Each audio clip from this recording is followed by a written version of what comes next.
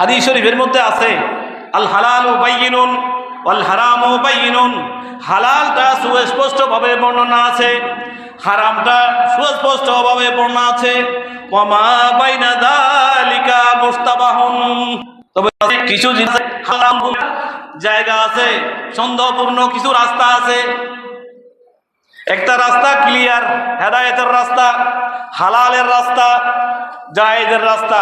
আরেকটা রাস্তা ক্লিয়ার, হারাম, গুনাহ, নিষিদ্ধ কাজ। এই দুইটা রাস্তা একদম ক্লিয়ার। হালালেরটা ক্লিয়ার, হারামেরটাও ক্লিয়ার, কিন্তু মাঝখানে একটা রাস্তা সন্দেহওয়ালা।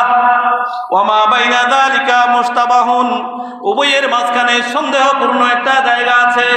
তো ঈমানদারের উচিত ওই সন্দেহপূর্ণ রাস্তায় না যাওয়া, সন্দেহপূর্ণ জায়গায় না বসা, সন্দেহপূর্ণ বক্তব্য না দেওয়া, সন্দেহপূর্ণ বিষয়ে সিদ্ধান্তে না যাওয়া। এটা হলো মুত্তাকি এবং ঈমানদারের আলামত। বড় করে বলি সুবহানাল্লাহ।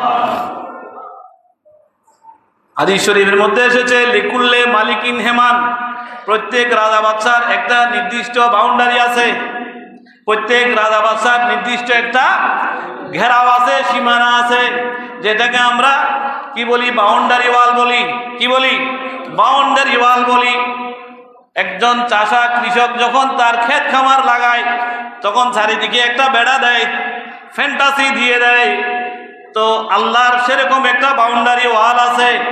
লিকুল্লে মালিকিন হেমান, প্রত্যেক রাজার নির্দিষ্ট একটা বাউন্ডারি আছে, ওয়াল আছে, দেওয়াল আছে। তো আল্লাহর ওয়াল এবং দেওয়াল কি? হাদিসের মধ্যে এসেছে ওয়া হেমাল্লাহে মাহারিমুহা, আল্লাহর বাউন্ডারি হচ্ছে হারামগুলা। বড় করে বলুন সুবহানাল্লাহ। আল্লাহর বাউন্ডারি হচ্ছে হারামগুলা। সুতরাং হারাম থেকে দূরে থাকতে হবে। হারাম থেকে, অনেকে মনে করে আমি এই হারামের সাথে সংযুক্ত হব না, একটু কাছে যাব, হারামের মধ্যে আমি ঢুকে পড়বো না, এমনি একটু দেখতে যাব। হারামের মধ্যে হারাম আমি খাবো না, তবে এরা কেমনে টাকাটা কামাই করতেছে এই প্রসেসটা একটু দেখি। গু, মুত হারাম, রক্ত সবগুলো হারাম। তো বিশ্বাস আছে আপনার যে আপনি গু, মুত এগুলো খাবেন না? রক্ত, ফুস এই হারাম, এগুলো আপনি খাবেন না, কিন্তু মন চাইতেছে যে লক্ষ লক্ষ টাকার কাজ কারবার, কোটি কোটি টাকার লেনদেন, বড় বড় প্রলোভন এবং প্রভাব। আমি তো খাবো না, আমি নামাজ পড়ি, তবে একটু দেখি, একটু দেখি। এই একটু দেখি এটাও নিষেধ মুত্তাকির জন্য। কারণ একটু দেখতে গেলে আবার দেখবেন, দ্বিতীয়বার দেখার পরে আবার দেখবেন। কারণ মানুষের নফস হলো ছোট বাচ্চার মতো, মানুষের নফস হলো ছোট বাচ্চার মতন। আপনি যখন তাকে লজেস দিয়েছেন, তখন সে বলবে আব্বু লজেসটা তো খেয়েছি, এখন ওই ললিপপটা দেন। ললিপপ যখন দিয়েছেন তখন বলবেন চিপস দেন। চিপস দেওয়ার পরে আরো বড় কিছু আছে সেটা দিবে। এরপরে বলবে যে খেলনার উড়োজাহাজ দেন। উড়োজাহাজ দিলে বলবে খেলনার একটা আরো রিমোট কন্ট্রোলের খেলনার গাড়িটা দেন। ওই নফস হচ্ছে ওই ছোট বাচ্চার মতো, নফস হচ্ছে, অর্থাৎ যতক্ষণ আপনি তাকে দিবেন সে আবার চাইবে, যতক্ষণ আপনি দিবেন আবার চাইবে। ঠিক অনুরূপভাবে যত অন্যায়, অনাচার, অত্যাচার, জুলুম, বদমাশি, সুদ, ঘুষ, যত পঙ্কিলতা আছে, যত নাফাক আছে, যত হারাম আছে, সবগুলো আপনি হয়তো মনে করতেছেন আমি ভালো মানুষ, আমি এগুলোতে যুক্ত নাই, একটু দেখব, একটু শুনবো, একটু যাচাই বাছাই করব না। মুত্তাকির জন্য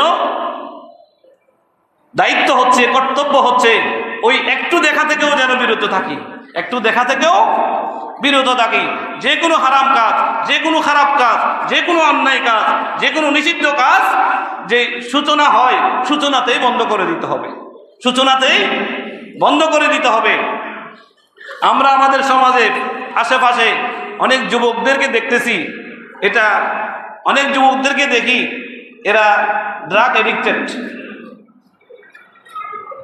অনেক যুবকদেরকে দেখি এরা যখন নিয়মিত এই মদগুলো খায়, গাঁজা খায়, ইয়াবা খায়, আর যেগুলো খায়, যখন একটা সময় সে খেতে পারে না, সে বেহুশের মতন দরফর দরফর করে, তখন আমরা খবর নিয়ে জানি যে কি হয়েছে, এরকম ছটফট করতেছে কেন, এরকম ছটফট করতেছে কেন, বলতেছে ও নিয়মিত যে গাঁজা খায়, নিয়মিত যে ইয়াবা খায়, সেটা সে খাইতে পারতেছে না, এই জন্য সে ছটফট ছটফট ছটফট করতেছে।